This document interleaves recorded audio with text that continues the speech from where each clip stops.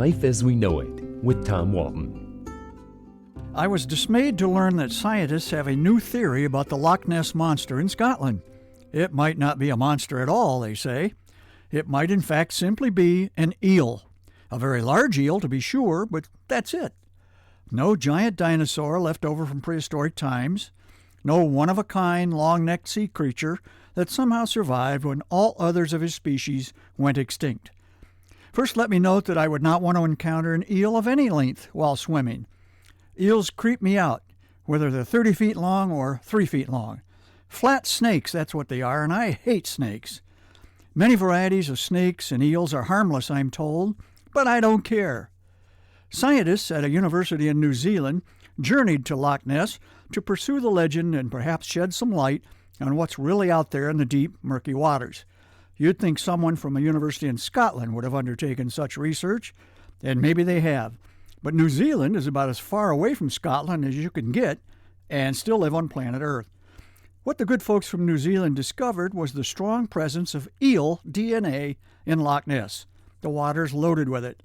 Still, hopeless romantics like myself cling to the notion that Nessie, as he or she or it is called, is actually out there somewhere in the loch, and whatever it is, in our mind it is definitely not an eel.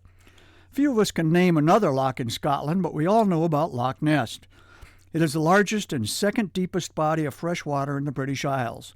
We also know about the legend, which purportedly goes all the way back to the 6th century when an Irish monk, a guy named St. Columba, wrote about banishing a water beast to the depths of the River Ness.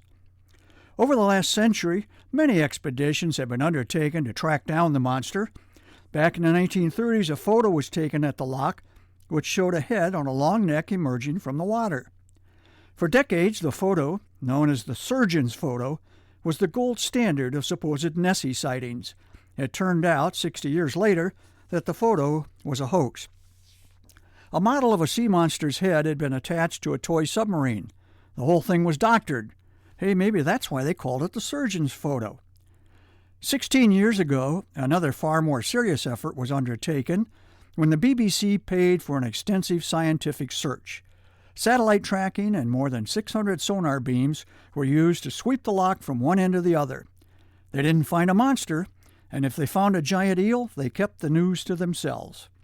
The most recent search for Nessie occurred 3 years ago when a high-tech water drone found something big all right, just not what searchers were looking for.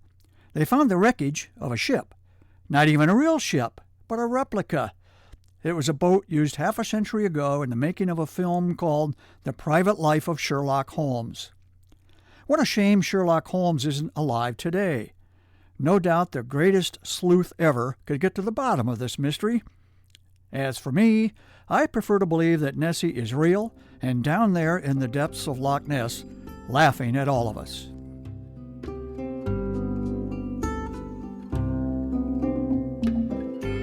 Life as We Know It is written and hosted by Tom Walton and is a production of WGTE Public Media. Life as We Know It with Tom Walton can be heard on WGTE FM 91 every Monday afternoon during All Things Considered at 5:44 p.m. Or hear past episodes at wgte.org/life.